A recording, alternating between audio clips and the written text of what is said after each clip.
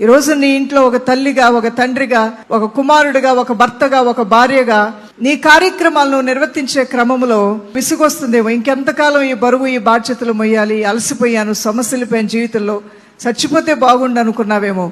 కాదు దేవుని బిడ్డ, నువ్వు చేసే ప్రతి కార్యాన్ని నీ దేవుడు చూస్తూనే ఉన్నాడు. ఈ రోజు మీరు చేస్తున్న భక్తి కార్యాలు, బాధ్యతలనే కార్యాలని దేవుడు చూశాడు. అలానే నీ భక్తి కార్యాలని ప్రభు చూస్తున్నాడు. నువ్వు నిర్విరామంగా దేవుని సన్నిధిలో ప్రతిరోజు ఆయన సముఖంలో ఉదయకాలము, సాయంకాలము, మరి ఆయా సమయాల్లో వ్యక్తిగత ప్రార్థన, ఉపవాస ప్రార్థనలు, ఏ కార్యాలు నువ్వు చేసావో ప్రభు నామంలో, ఎలాంటి కానుకలైన నువ్వు ఇచ్చి ఆయన ప్రేమించి నువ్వు చేసావేమో. కొంతమంది నువ్వు సువార్త చెప్పావేమో, మరి కొంతమంది కరపత్రికలు పంచావేమో, మరి కొంతమందిని ఆత్మలో బలపరిచావేమో, కొంతమందిని సరిచేయటానికి గద్దించావేమో, దేవుని మార్గాలను విడిచిపోవద్దని మరి కొంతమందిని హెచ్చరించావేమో.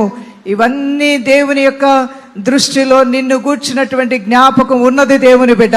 ఈ కార్యాలు చేయటం వల్ల నీకేంటో తెలుసా జరిగే మేలు? నీకు ఒక కష్టం వచ్చినప్పుడు దేవుడు నీ పక్షంగా తిరిగి కార్యాలు చేయటం ప్రారంభిస్తాడు.